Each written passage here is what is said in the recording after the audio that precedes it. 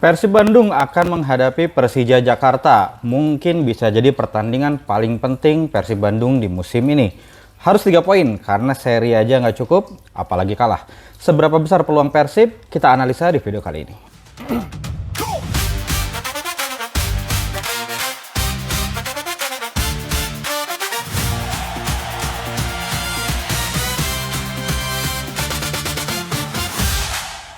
Persib melawan Persija, pertandingan yang selalu ramai baik di dalam maupun di luar lapangan. Drama sudah muncul bahkan sebelum pertandingan berlangsung. Venue pertandingan yang semula dijadwalkan di Jakarta akhirnya dipindah ke Stadion Segiri Samarinda. Banyak spekulasi bermunculan, baik yang bilang ini menguntungkan Persija atau ini menguntungkan Persib Bandung. Tapi kita tidak akan membahas hal tersebut karena channel kita fokus ke masalah teknis dan taktikal saja. Sebelum kita mulai analisanya, buat teman-teman yang suka dengan analisa by data, boleh di-subscribe channel ini agar channel ini semakin berkembang. Terima kasih. Seperti biasa akan kita mulai dengan performa tim lawannya Persib di putaran kedua gitu ya. Persija sudah melakukan 14 pertandingan dengan hasil yang cukup baik ya. 9 kemenangan, 3 hasil draw dan juga kalah 2 kali. Dengan total 30 poin, menciptakan 26 gol dan kebobolan 12 gol. Kalau kita ranking nih hasil di putaran kedua, hanya putaran kedua aja gitu ya. Persija itu ada di peringkat ketiga dengan 30 poin, di bawahnya Persib Bandung dan juga Borneo FC gitu ya. Nggak cuma secara result, secara performance pun sebenarnya Persija bermain cukup baik gitu ya. Jadi hasil yang didapatkan oleh Persija memang dari hasil performa yang baik, bukan hasil kebetulan gitu ya. Bahkan kalau kita ngomong by performance, dua teratas adalah Persib dan juga Persija. Menariknya Borneo sendiri di putaran kedua ini secara performance hanya ada di peringkat ke-6, tapi lagi-lagi seperti yang kita jelaskan tadi ya, kenapa pada akhirnya secara result dia ada di peringkat ke-1. Ada beberapa pertandingan yang memang secara performance sih dia kalah dari lawannya, tapi karena klinikal dari Peralta, dari Juan Villa, dan juga kehebatan Nadio di gawang gitu ya, membuat secara hasil Borneo dapat hasil yang paling bagus di antara tim lain. Nah, untuk Persija sendiri yang menarik gitu ya dari Persija adalah ternyata walaupun mereka bermainnya attacking gitu ya, bahkan cenderungnya Persib yang dibilang bermain lebih bertahan gitu ya, tapi secara statistik seolah-olah tertukar nih untuk pertahanan terbaik by performance gitu ya. Sebenarnya Persija lebih baik dari Persib Bandung walaupun tipis ya, 11,41 berbanding 12, tapi secara XG, secara penyerangan Persib itu paling bagus, nggak cuma lawan Persija ya, dibandingkan tim lain pun Persib paling baik gitu dengan 32,39. Di peringkat kedua ada Borneo dengan 28,17, baru Persija di peringkat ketiga dengan 26,11 gitu ya. Kalau kita lihat match by matchnya Persija nih di putaran kedua, ya hasilnya cukup bagus ya. Tadi sudah disampaikan jumlah menang, seri dan kalahnya gitu ya. Yang menarik adalah dari sisi XG min XGA-nya gitu ya. Persija boleh dikatakan agak shaky sebenarnya di awal gitu ya. Jadi ada beberapa pertandingan di awal putaran kedua itu sebenarnya Persija tidak bermain sedominan di putaran pertama gitu ya. Namun mungkin karena kualitas lawan juga tidak terlalu kuat. Contohnya ya, pada saat melawan Madura United, skor mungkin 2-0. Persija menang gitu ya. Secara XG juga sangat tinggi gitu ya. Tapi ya Persija menang karena 2 penalti gitu. Jadi sebenarnya secara performance tidak terlalu baik gitu. Lalu permainan semakin menurun walaupun mereka masih mendapatkan hasil yang bagus gitu ya. Contohnya pada saat melawan PSM dan Malut United, secara XG min XGA mereka minus nih, mereka merah gitu ya. Artinya lawan itu berhasil menciptakan peluang yang lebih berkualitas ketimbang Persija. Tapi Persijanya lebih bisa memanfaatkan peluang. Jadi secara performance sih jelek, tapi secara hasil masih bagus gitu ya. Nah baru dan akhirnya mereka itu dihukum di pekan ke-24 sampai pekan 26 gitu ya. Jadi ada 3 pertandingan tersebut di mana sama sekali Persija tidak mendapatkan kemenangan dengan 2 kali draw dan 1 kali kalah dari Bayangkara FC gitu ya. Sebenarnya agak mengejutkan gitu ya bagi Persija gitu, padahal karena di putaran pertama itu mereka sangat dominan gitu ya. Kalau kita lihat match by matchnya Persija di putaran ke-1, walaupun secara hasil mereka 4 kali kalah gitu ya di putaran ke-1, tapi secara performance hanya 2 pertandingan di mana XG-nya Persija lebih rendah ketimbang XGA-nya. Itu pun sangat kecil, minus 0,2 pada saat melawan PSM away dan juga minus 0,07 pada saat melawan Semen Padang. Di pertandingan lainnya mereka positif gitu. Artinya secara pertandingan, dalam pertandingan tersebut gitu ya, Persija lebih dominan, lebih bisa menciptakan peluang yang lebih baik ketimbang lawan gitu. Nah, bandingkan lagi sama Persib di putaran pertama gitu ya. Kebalikannya, kalau Persija tadi cuma 2 kali, Persib itu 4 kali, 4 pertandingan mereka dengan nilai XG lebih rendah ketimbang XGA gitu. Nah makanya menjadi pertanyaan, kenapa Persija kok sempat drop di awal babak kedua gitu ya. Kalau dari hasil analisa saya adalah itu terjadi karena ada turbulensi nih pada saat transfer di Januari gitu ya, yang Persija banyak mendatangkan pemain baru gitu ya. Hal tersebut pasti membuat pemilihan pemainnya Marcio Souza gitu ya, itu juga jadi banyak pertimbangan gitu, karena ya pasti ada faktor di mana dia ingin memainkan pemain-pemain yang baru dibeli gitu. Dan yang menurut saya menjadi keanehan adalah bagaimana dia memecah nih double pivot Persija, Fabio Calonego dan juga Van Basten Souza gitu ya, yang di putaran pertama itu mereka sangat dominan dalam menguasai lini tengah baik pada saat bertahan maupun pada saat menyerang gitu. Nah di putaran kedua mereka seolah-olah dipecah gitu. Fabio Calonego-nya dipasangkan dengan Jordi Amat gitu ya. Lalu untuk mengisi 3 pemain tengahnya di awal-awal sempat dimainkan Aditya Warman gitu ya. Lalu bergerak ke beberapa pertandingan berikutnya, seolah-olah Mauricio Souza itu ingin memainkan Aladin gitu ya, karena secara status Aladin adalah pemain terbaik di Liga 1 India gitu. Jadi ketika ditransfer ke sini masa nggak dimainin gitu ya. Padahal secara gaya bermain mungkin dia mirip-mirip sama Maxwell gitu. Penyerang yang suka menyerang melalui sayap gitu ya. Sedangkan di sayap Persija udah ada Maxwell, udah ada Alano gitu. Tapi Aladin tetap ingin dimainkan. Belum lagi ada Gustavo sebagai pemain nomor 9-nya gitu ya. Pada akhirnya dikorbankanlah satu pemain di tengah. Jadi seolah-olah Persija bermain dengan 4 pemain. Ada Aladin, ada Maxwell, ada Gustavo, dan ada Alano. Dan 2 di double pivot di tengahnya, Jordi Amat dan juga Fabio Calonego gitu ya. Dan di belakangnya ada Thales. Jadi seolah-olah Mauricio Souza itu seolah-olah ingin memainkan Thales, Jordi Amat gitu ya, Aladin gitu ya. Sehingga membuat malah menjadi tidak seimbang gitu ya. Jadi dan hasil-hasil yang di awal babak putaran kedua tadi itu terjadi ketika double pivotnya bukan Fabio Calonego dan juga Van Basten Souza gitu ya. Tapi bukan berarti Jordi Amat itu pemain jelek gitu ya, tapi kombinasi antara Van Basten dan Fabio Calonego itu menurut saya sangat luar biasa. Saya sebagai bobot aja mengaku ya kombinasi mereka sangat luar biasa. Bukan perkara hanya kualitas individualnya gitu, tapi bagaimana ketika mereka bermain di lini tengah gitu ya, mereka tuh bisa menjaga jarak untuk nggak saling jauh nih antara Van Basten dan Fabionya gitu, sehingga itu memudahkan dalam hal transisi pun memudahkan mereka untuk melakukan counter press gitu. Jadi benar-benar karena 2 pemain ini Persija secara pertandingan bisa sangat menguasai baik pada saat bertahan maupun pada saat menyerang gitu ya. Dan itu yang menyebabkan agak shaky nih Persija di awal putaran kedua, sampai akhirnya turning point-nya terjadi ketika kartu merah Jordi Amat pada pertandingan melawan Bayangkara FC. Setelah pertandingan tersebut, Mauricio Souza mengembalikan double pivotnya kembali kepada Van Basten dan juga Fabio Calonego gitu ya. Dan hasilnya langsung terlihat. Persija tidak kalah dalam 5 pertandingan gitu ya. Secara jumlah kebobolan pun cuma 1 dari 5 pertandingan gitu ya. Dan walaupun ada beberapa pertandingan yang menangnya tipis gitu ya, tapi secara XG min XGA, secara performance itu jauh meningkat. Bisa teman-teman lihat.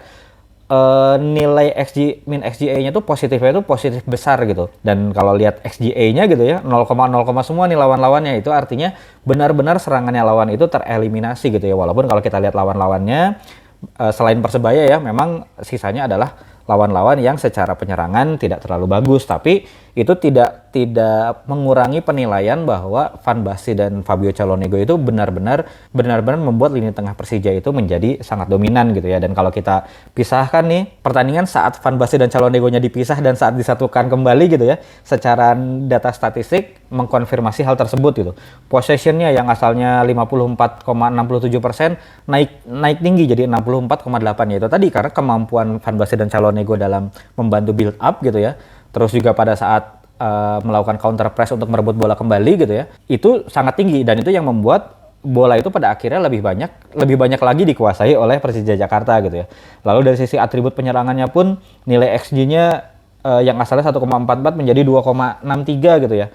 Lalu dalam shots-nya juga yang asalnya cuma 12,67 per pertandingan menjadi 21,6 per pertandingan gitu ya. Hal itu terjadi karena ketika lini tengahnya udah bisa diamankan oleh 2 pemain ini, 5 pemain yang berada di sisi penyerangan gitu ya, bahkan 6 ketika Donny-Trinya maju, itu bisa fokus aja udah fokus nyerang aja gitu.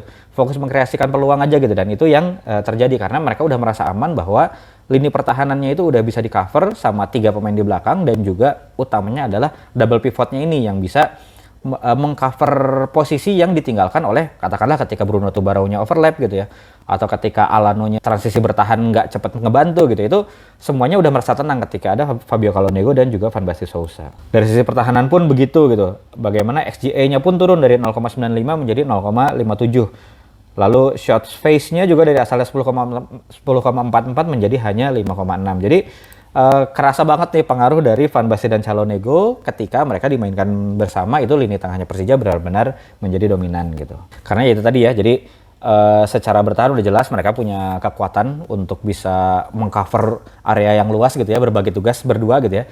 Dan terutama pada saat melakukan dan pada saat build up pun mereka bisa sebagai fasilitator nih agar bola itu bisa disambungkan dari lini belakang ke lini depan. Seperti contohnya pada telestrasi ini, bagaimana secara posisi mereka bisa benar-benar mengatur posisinya itu agar terus berdekatan gitu antar Van Basten dan Calonego gitu. Nah, dan itu membuat kombinasi umpan pendek itu bisa dilakukan dan bolanya pada akhirnya berhasil diprogresikan ke depan dengan bantuan Fabio Calonego atau Van Basten. Di telestrasi ini Fabio Calonego sebagai link up-nya ya. Itu berikutnya kalau kita bicara tentang line up-nya Persija udah jelas ya, tadi dijelaskan double pivotnya Calonego dan Van Basten. Untuk duet di tengah juga udah mulai firm nih, diisi oleh Rizky Ridho dan juga Paulo Ricardo. Lalu di kanannya Tubarão ya. Di bek kanannya ada Tubarão, di bek kirinya ada Donitri, dan untuk kiper setelah sempat mencoba dengan Carlos Eduardo, dengan Cyrus Margono beberapa pertandingan, kayaknya Andri Tani udah lebih meyakinkan gitu ya ketimbang dua kiper yang lain. Lalu untuk di lini depan, Alano udah jelas di sisi kanan, lalu di gelandang serangnya ada Raihan Hanan, pemain yang cukup bagus juga gitu ya, karena kepintaran Raihan Hanan dalam mengisi ruang di antar lini ini juga harus diwaspadai oleh pemain Persib Bandung. Bagaimana melakukan man-to-man marking terhadap Hanan, jangan sampai dia bisa dapat space di antar lini nih, karena itu ruang yang sangat berbahaya. Lalu di kiri, walaupun di pertandingan terakhir yang dipasang adalah Aladin gitu ya, tapi kemungkinan besar akan diisi lagi oleh Maxwell. Untuk pemain depan biasanya diisi oleh Axel Runtukahu ya di beberapa pertandingan, sekarang udah 5 pertandingan terakhir. Tapi mungkin kalau dengan komposisi tadi baru 6 pemain asing gitu ya, mungkin karena ini lawannya Persib Bandung, lini depan bisa aja diisi oleh Gustavo, karena di beberapa pertandingan juga udah mulai kembali nih, udah mulai produktif lagi Gustavo. Bisa jadi sebagai opsi juga untuk memaksimalkan 7 pemain asing. Sejak menit pertama Gustavo bisa bermain, atau kombinasi variasi berikutnya bisa jadi untuk penyerang sayap kirinya diisi oleh Aladin gitu ya, lalu di depannya diisi oleh Maxwell. Atau ada opsi juga misalkan karena U23-nya kan di sini ada 2 ya, ada Hanan dan Donitri. Katakanlah Donitri 1 cukup, untuk posisi Hanannya diisi oleh Jamota, itu bisa aja, walaupun di beberapa pertandingan terakhir biasanya itu dilakukan di babak kedua. Nah, secara attacking Persija itu menyerang dengan struktur yang sangat jelas gitu ya. Strukturnya itu 3-2-5. Formasi awalnya kan tadi 4-2-3-1 ya. Bruno Tubarão sebagai bek kanan biasanya langsung naik tinggi. Donitri awalnya biasa membentuk 3 bek dulu bersama Paulo Ricardo dan Rizky Ridho gitu ya. Ini di telestrasi ini masih Thales yang bermain, tapi secara struktur sama 3-2-5. 3 di belakang tadi ya Rizky Ridho, Paulo Ricardo dan juga Donitri. 2 di tengahnya double pivot yang tadi sudah kita bahas, Van Basten dan Fabio Calonego gitu ya. Lalu 5 di depannya, di kanan biasanya diisi oleh Bruno Tubarão yang banyak mengisi kelebaran, dan Alanonya yang kecenderungannya akan beroperasi di sisi half space gitu ya. Bisa dia melakukan umpan terobosan, atau bisa juga dia langsung melakukan early cross, karena cukup bagus juga nih, cukup merepotkan juga early crossnya dari Alano. Lalu striker di depan mengisi di tengah gitu ya, untuk mengunci, untuk melakukan pinning terhadap center back gitu ya. Jadi center backnya nggak kemana-mana, di situ aja gitu ya, karena harus dijaga. Lalu di sebelah kirinya biasanya kombinasi antara Raihan Hanan dan juga Maxwell yang lebih cair. Serangannya dari kanan nih, Alano melakukan early cross itu, Maxwell pasti ada di kotak penalti. Maxwell kadang malah bertiga ya, Maxwell, Hanan, dan juga 1 striker depan, bisa Axel, bisa Gustavo, untuk menyambut crossingnya dari Alano gitu. Dan di beberapa momen juga Persija menambah lagi pemain yang ada di depan gitu ya, menjadi 6 pemain, yaitu ketika Donitrinya naik tinggi. Sehingga posisinya seolah-olah seperti 3-1-6, karena Van Bastennya akan drop berada di posisi di antara center back. Jadi Paulo Ricardo dan Rizky Ridho-nya sedikit melebar gitu ya. Van Bastennya mengisi tengah, dan Fabio Calonego-nya menjadi single pivot. Donitrinya naik tinggi ke depan gitu ya, sehingga Maxwell atau Raihan Hanannya bisa masuk ke tengah untuk menambah pemain di central area gitu. Hal itu dilakukan karena Donitri punya kualitas crossing yang luar biasa juga. Jadi memang banyak pemain Persija yang kualitas crossingnya cukup bagus. Di kiri ada Donitri, dan Maxwell juga bisa melakukan crossing gitu ya. Dan di sebelah kanan ada Tubarão dan Alano, dan crossingnya pun bervariasi. Ada yang float cross, yang crossing ke atas kita mengincar kepala, atau yang sifatnya low cross atau cutback gitu. Itu harus diantisipasi karena memang berdasarkan data yang sudah saya kumpulkan, dari 26 gol Persija di putaran kedua gitu ya, 13 golnya berasal dari crossing atau 50%-nya gitu ya. Jadi memang di putaran kedua ini Persija banyak mengandalkan crossing gitu. 13 gol itu kalau kita rinci lagi, yang sifatnya low cross atau cutback gitu ya, itu ada 4 gol, yang sifatnya float cross itu ada 6 gol, dan dari corner 3 gol. Jadi corner juga saya hitung sebagai crossing di sini ya, karena ya dari pinggir dioper dilambungkan ke tengah gitu. Itu ada 13 gol. Dan satu opsi lagi serangan Persija yang juga menghasilkan beberapa gol gitu ya di putaran kedua ini adalah dari long shots gitu. Jadi utamanya yang patut diwaspadai itu ada 2, crossing dan juga long shotsnya Persija gitu ya. Long shotsnya sendiri sudah menciptakan 5 gol, rinciannya 3 dari tendangan jarak jauh ya, ada 2 dari Fabio Calonego kalau nggak salah pada saat melawan Malut dan juga melawan Borneo gitu ya, dan 1 dari Alano pada saat melawan Persis Solo. Ada 1 gol melalui direct free kicknya Fabio Calonego pada saat melawan Bayangkara, dan 1 lagi adalah rebound goals. Ya ada tendangan jarak jauhnya Maxwell gitu ya, ditepis dan bola di rebound oleh Gustavo. Itu saya hitung sebagai gol dari long shots juga, karena secara proses seperti itu gitu. Seperti data menunjukkan gitu ya, bahwa Persija memang tim yang suka melakukan tendangan-tendangan. Shots volumenya Persija itu paling tinggi di antara tim-tim lain yang ada di Liga 1 gitu ya. Jadi jumlah shotsnya itu paling banyak. Walaupun beberapa dari tendangan tersebut dilakukan dari luar kotak penalti yang sifatnya spekulatif gitu ya. Hal itu bisa terlihat kalau kita pakai kuadran ini gitu ya. Di kuadran ini tuh semakin ke kanan, semakin banyak jumlah tendangan per pertandingan gitu ya. Lalu semakin ke atas adalah semakin berkualitas tendangan tersebut. Dilihat dari apa? Dari nilai XG per shot. Jadi udah dibahas ya.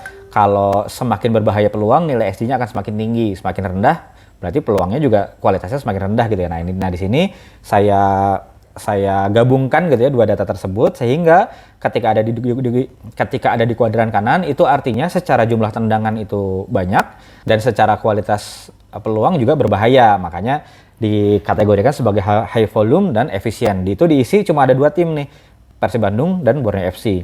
Persija sendiri ada di kanan bawah gitu ya. Walaupun sedikit hampir menuju ke kanan atas juga gitu ya. Dia bareng sama Malut sama Bali United. Secara jumlah tendangan banyak, tapi memang secara kualitas peluang agak rendah. Kenapa? Bukan berarti penyerang-penyerangnya itu eksekusinya tidak sebagus Persib dan Borneo, bukan. Tapi ada memang kalau kita lihat pertandingan Persija, kadang ada beberapa tendangan yang secara spekulatif ditendang aja dari jarak yang masih cukup jauh gitu. Resiko kebloknya, resiko melambungnya itu kan tinggi ya, sehingga itu yang menyebabkan secara statistik datanya seperti itu. Walaupun kalau misalkan Persib, seperti kita ketahui ya, jarang nih Persib melakukan tendangan-tendangan jarak jauh yang sifatnya spekulatif. Kebanyakan akan melakukan sirkulasi bola dulu, membuka struktur pertahanan lawan gitu ya.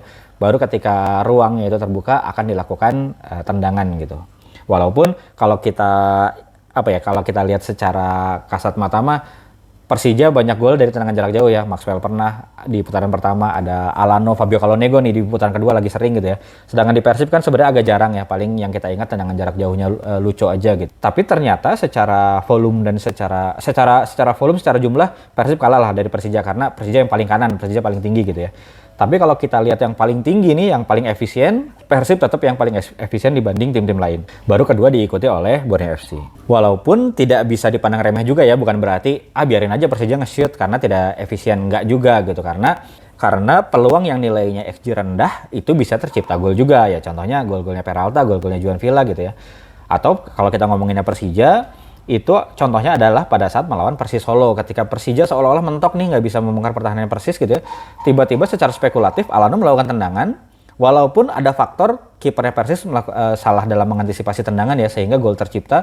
Tapi itu benar-benar langsung meningkatkan mental dari para pemain Persija gitu ya, sehingga Persija bisa menambah 3 gol berikutnya gitu di pertandingan tersebut. Dan kalau kita ingat di pertemuan pertama di Bandung gitu ya, Alano juga melakukan tendangan yang sifatnya spekulatif menurut saya gitu ya, tendangan mendatar dan membentur mistar gitu. Jadi ya tetap harus diwaspadai juga, tetap harus ditutup ruang tembaknya para pemain Persija. Biasanya Alano yang melakukan invert, Maxwell yang melakukan invert gitu ya, dan sekarang ditambah lagi ada satu ancaman dari Fabio Calonego yang secara kualitas tendangannya juga sangat luar biasa. Nah, terus Persib harus melakukan apa secara defense-nya? Persib harus melakukan apa yang dia lakukan di putaran pertama gitu ya. Kalau teman-teman ingat, ini saya munculkan lagi di telestrasi gitu ya. Persib bertahan dengan 6 pemain belakang. Formasinya bisa kadang 6-3-1, kadang 6-2-2, tapi yang jelas ada 6 pemain di belakang. 6 itu adalah 4 back ditambah 2 penyerang sayapnya mundur ke belakang gitu ya. Tujuannya apa? Yaitu biar nggak kalah jumlah dari pemain Persija. Persija menyerang dengan 3-2-5, bahkan kadang 6 ya ketika Donny-Trinya maju. Jadi Persib nggak boleh kalah jumlah. Jadi Persib harus bertahan dengan 6 pemain tersebut. Lalu di tengahnya Persib harus melakukan seperti juga di putaran pertama dan untuk merefresh juga seperti apa yang dilakukan ke PSM Jogja di pertandingan terakhir, melakukan man-to-man marking terhadap opsi umpannya lawan gitu ya. Kalau dalam hal ini di Persija opsi umpan pertama adalah double pivotnya Fabio Calonego dan juga Van Basten gitu ya. Nah, hal itu juga yang dilakukan Persib di putaran pertama.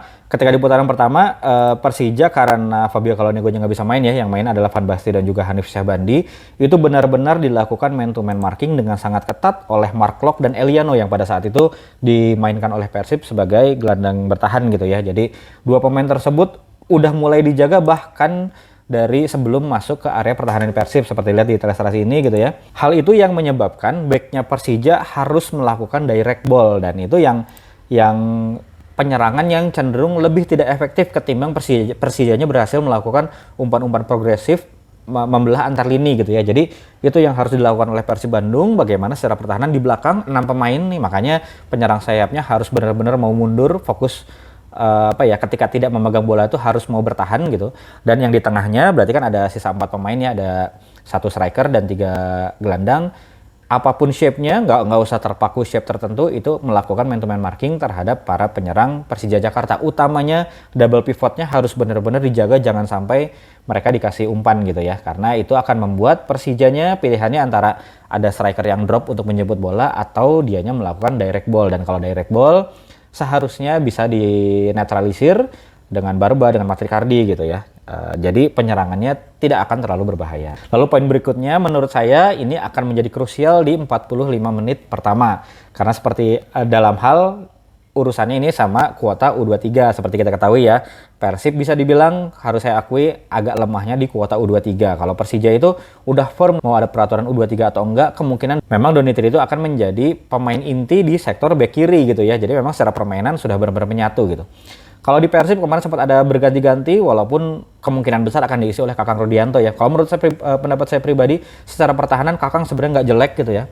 Cuma yang membuat seolah-olah menjadi titik lemah Persib adalah kemampuan Kakang untuk membantu penyerangan. Jadi Persibnya tuh nggak balance gitu. Jadi ketika antara menyerang dan bertahannya tuh kayak kagok gitu ya. Pada akhirnya ada momen di mana Berginho lagi megang bola, itu kalau ada back sayapnya mau overlap gitu ya, itu bisa menciptakan satu kombinasi yang bisa jadi peluang gitu. Tapi seringnya ya mungkin secara instruksi juga gitu ya, Kakang lebih diminta untuk memperkuat pertahanan. Nah, makanya untuk memenuhi kuota U23 biasanya kan dimainkan selama 45 menit. Nah, di babak kedua bisa tuh diganti sama pemain lain dan Persibnya bisa bermain seperti apa yang diinginkan oleh Persib gitu ya.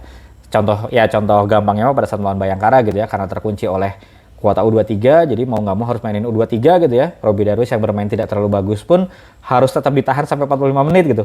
Begitu 45 menitnya selesai gitu ya, masuk Kurzawa, di kanannya Putros, di kiri Kurzawa, itu benar-benar serangannya Persib itu bervariasi. Dari kanan kombinasi Berginho dan Franz Putros, di kiri ada Kurzawa dan Beckham gitu ya, di tengahnya ada Tom Hai atau Adam Alis bersama dengan striker Persib, Ramon atau Andruyung. Itu benar-benar rotasi posisinya juga jadi enak gitu ya. Peluang-peluang juga untuk membuka struktur pertahanan lawan juga jadi lebih enak. Nah, makanya jangan sampai babak pertamanya Persib itu menjadi first half disaster seperti pada saat melawan Bayangkara, atau kalau yang lama-lama itu pada saat away ke Maluku United. Itu babak pertamanya tuh benar-benar Persib mungkin harusnya tertinggal dengan skor 3 atau 4-0 gitu ya. Nah, jangan sampai itu terjadi, walaupun kemungkinan besar diisi Kakang ya. Mudah-mudahan minimal secara defensifnya Kakang bisa bermain seperti di putaran pertama, bagaimana dia ngantongin Maxwell gitu ya. Dan juga harus ada bantuan dari penyerang sayapnya gitu ya, entah itu yang dipasang Berginho, William Barros ataupun Beckham Putra. Jadi ketika 45 menit pertamanya udah bisa diamankan, di babak kedua nih ketika udah bisa masukin Kurzawa gitu ya, atau pemain lain untuk mengisi sektor back sayap gitu, sehingga bisa lebih seimbang, Putrosnya bisa ke kanan, karena secara natural position juga Franz Putros kayaknya lebih cocok di back kanan ketimbang back kiri sebenarnya gitu ya.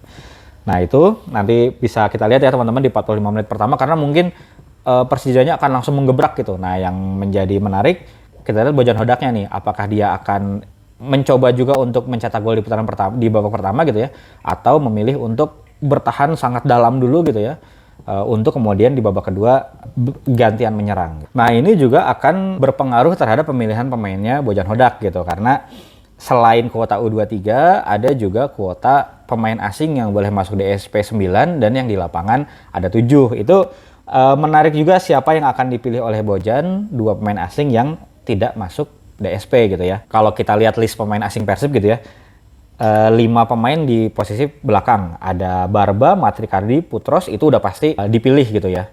Lalu Kurzawa udah pasti dipilih sebagai cadangan lah ya setidaknya gitu ya. Lalu satu lagi ada Julio Cesar. Terlalu beresiko kalau Julio Cesar nggak dibawa karena back penggantinya Persib itu cuman Ahmad Jufrianto kalau nggak salah ya.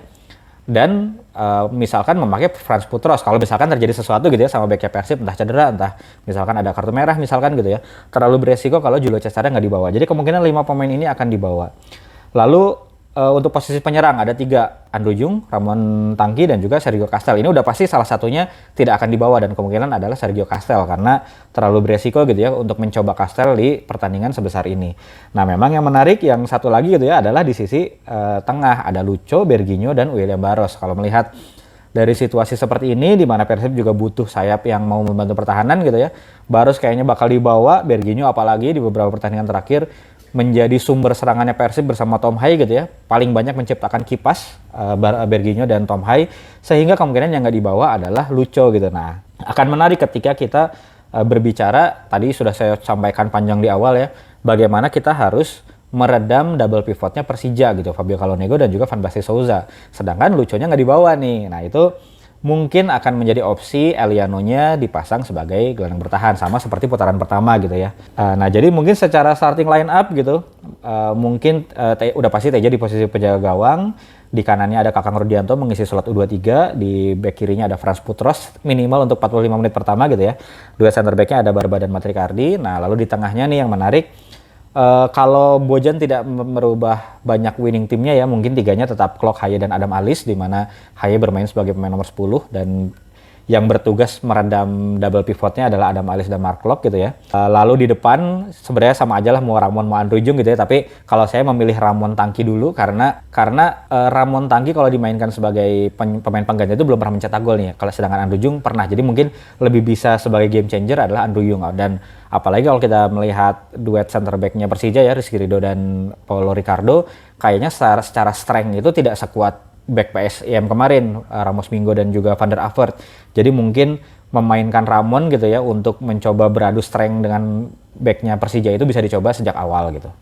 Nah yang menarik adalah di sisi penyerang sayap. Tadi dibutuhkan penyerang sayap yang benar-benar mau bertahan karena Persib harus bertahan dengan 6 pemain. Jadi kalau saya pribadi sih lebih memilih William Barros dan Beckham dulu gitu ya, setidaknya untuk 45 menit pertama untuk mengamankan sisi pertahanannya dulu gitu. Tapi ya gimana Bojan lah, kalaupun memang dipilihnya Berginho, instruksinya harus jelas untuk Berginho ketika tanpa bola harus mau turun ke belakang. Atau kalaupun enggak gitu ya, 3 yang di tengahnya ini, Klok, Adam Alis, dan Tom Hai harus mau menutup ruang yang tidak di cover oleh Berginho gitu. Tapi menarik sebenarnya nanti opsi mana yang akan dipilih, atau bisa jadi opsi yang berikutnya gitu ya, di kiri Beckham, di kanannya Berginho, di pemain nomor 9-nya William Barros ya, seperti di putaran pertama. Jadi kita nggak tahu, nanti kita lihat aja siapa yang dipilih oleh Bojan Hodak gitu. Oke, jadi itu what should Persib do. Secara bertahan udah jelas ya, tadi udah dijelaskan. Struktur bertahannya harus 6 dan sisa 4 di tengahnya itu melakukan man-to-man marking terhadap para pemain Persija yang bergerak ke area tengah dan juga utamanya terhadap double pivotnya yaitu Fabio Calonnego dan juga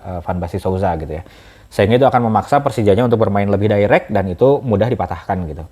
Lalu untuk dari sisi serangnya mungkin ya belum dibahas tadi, seperti kita bahas back sayapnya Persija itu agresif untuk menyerang gitu ya, terutama Tubarau di kanan dan sesekali Donitri di kiri. Nah itu yang harus dimanfaatkan oleh Persib Bandung.